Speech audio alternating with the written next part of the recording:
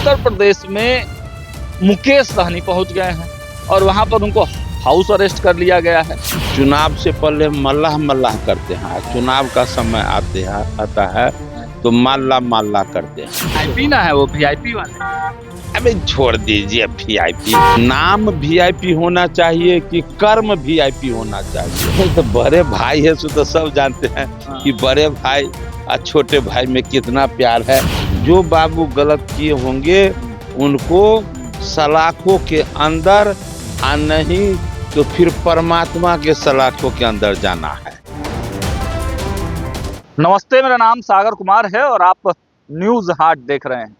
देखिए, इस वक्त हमारी मौजूदगी विधानसभा और विधान परिषद के ठीक बीचों बीच है और विधान परिषद के अनुसूचित जाति और अनुसूचित जनजाति कल्याण समिति के अध्यक्ष और पूर्व मंत्री हरी सहनी जी हमारे साथ हैं। बहुत स्वागत है सर आपका। बहुत बहुत धन्यवाद।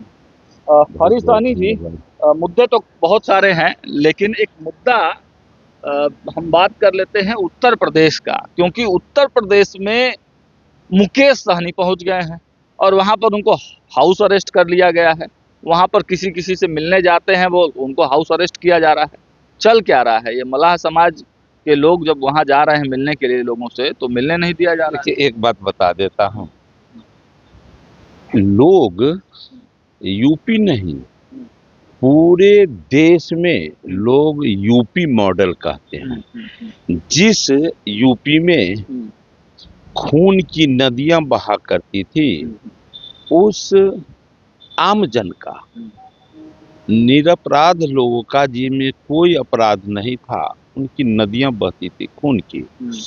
आज उस यूपी में शांति का माहौल है और जो ऐसे गलत कर्म करते हैं तो उसके साथ कैसा न्याय होता है सबको पता है। इसलिए किन्हीं बाबू को वहां जाकर कुछ कहने की आवश्यकता नहीं है। जो बाबू गलत किए होंगे उनको सलाखों के अंदर और नहीं तो फिर परमात्मा के सलाखों के अंदर जाना है। अच्छा, ये सबको पता है। इसलिए क्यों जहाँ तक मुकेश बाबू की का बात है तो उनके बारे में मैं बहुत ज्यादा नहीं कहूँगा। भाई, बिहार में तो सभी लोग उनको देख ही लिए हैं कि वो क्या करते हैं, वास्तविकता में क्या है, दिखाते क्या है।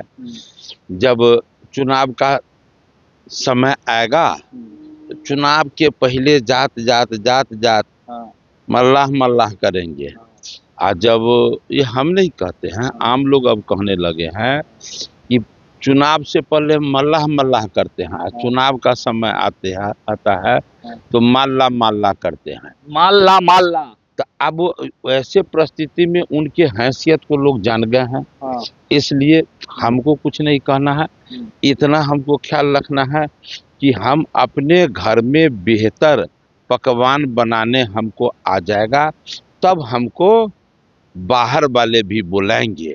लेकिन जो घर में एक भी पकवान नहीं बना पाते हैं, वो बाहर उनको कौन साटा पट्टा करेगा। तंज कस रहे हैं कि एको सीट नहीं कस रहे हैं, कह रहे हैं उनके गठबंधन के साथी कौन उन्हें पूछ रहा है।